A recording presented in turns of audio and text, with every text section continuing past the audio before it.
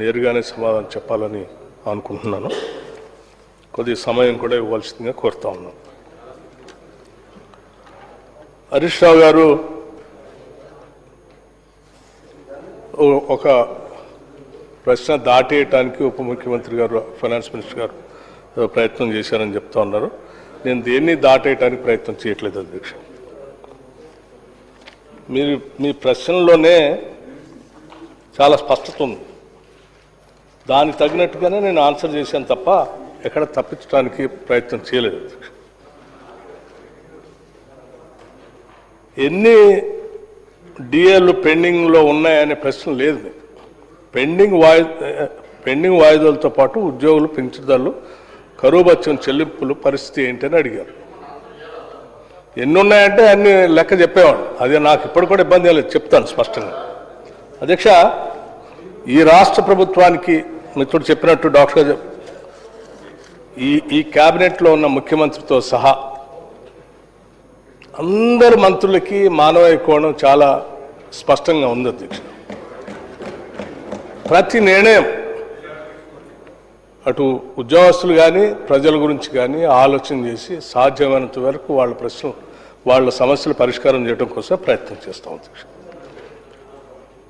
ఉదాహరణకి ఈ భారము, ఉద్యోగస్తుల భారము, ఈరోజు పెండింగ్ ఉన్నటువంటి బకాయిలు ఈ ప్రభుత్వానికి వారసత్వంగా వచ్చింది అధ్యక్ష. మీరు సక్రమంగా ఆనాడు చేసి ఉంటే అసలు ఈ సమస్యలే ఉత్పన్నమయ్యేది కాదు.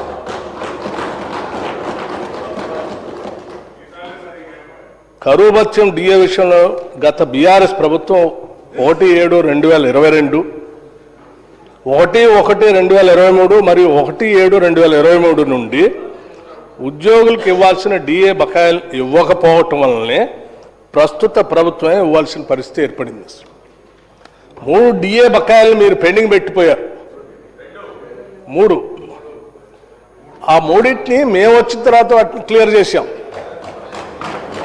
మీరు మాట్లాడుతున్న ప్రతి మాట ఏదో ఉద్యోగస్తుల మీద మీకే విపరీతమైన ప్రేమ ఉంది, వాళ్ళ కోసం చేశారు, ఈ ప్రభుత్వానికి మానవీయ కోణమే లేదు. 100% ఈ ప్రభుత్వానికే మానవీయ కోణం ఉంది అధ్యక్ష. వీళ్ళు మాట్లాడే అన్నీ కూడా సక్రమంగా లేవు. తదుపరి ఇతర పెండింగ్ డిఏలను కూడా సాధ్యమైనంత త్వరగా ప్రాధాన్యత క్రమంలో విడుదల చేయటానికి మా ప్రయత్నం అంతా చేస్తా ఉన్నాం. ఈ ప్రభుత్వం ఏర్పడిన తర్వాత పెండింగ్లో ఉన్న కరువు భత్యాన్ని 22.75% నుండి 26.39%, 26.39% నుండి 30.03% 13/6/2025 మరియు 30.03% నుండి 33.67% పెంచుతూ 12/1/2026 నాడు ప్రభుత్వ ఉత్తర్వులు జారీ చేయటమైంది. గత బీఆర్ఎస్ ప్రభుత్వం కేవలం రిటైర్మెంట్ బెనిఫిట్స్ చెల్లింపులు ఆర్థిక భారం తప్పించుకోవటానికే మార్చి 2021 నుండి ఉద్యోగుల పదవి విరమణ వయసుని 3 సంవత్సరాలకు పెంచారు. 4వ తరగతి ఉద్యోగులు 60 నుండి 67 సంవత్సరాలు మరియు ఇతర ఉద్యోగులకి 58 నుండి 61 సంవత్సరాలకు పెంచడం వల్ల మార్చి 2021 నుండి మార్చి 2024 మధ్యలో పదవీ విరమణ చేయవలసిన దాదాపు 17,000 మంది ఉద్యోగులు మార్చి 2024 తర్వాత పదవీ విరమణ చేయటం వల్ల వారికి చెల్లించాల్సిన పదవీ విరమణ ప్రయోజనాలు గత బీఆర్ఎస్ ప్రభుత్వం చెల్లించకుండా ఈ ప్రభుత్వంపై భారం వేసిన మాట వాస్తవం అధ్యక్ష. కేవలం వాటిని చెల్లించలేకనే మీరు దీన్ని పెంచారు.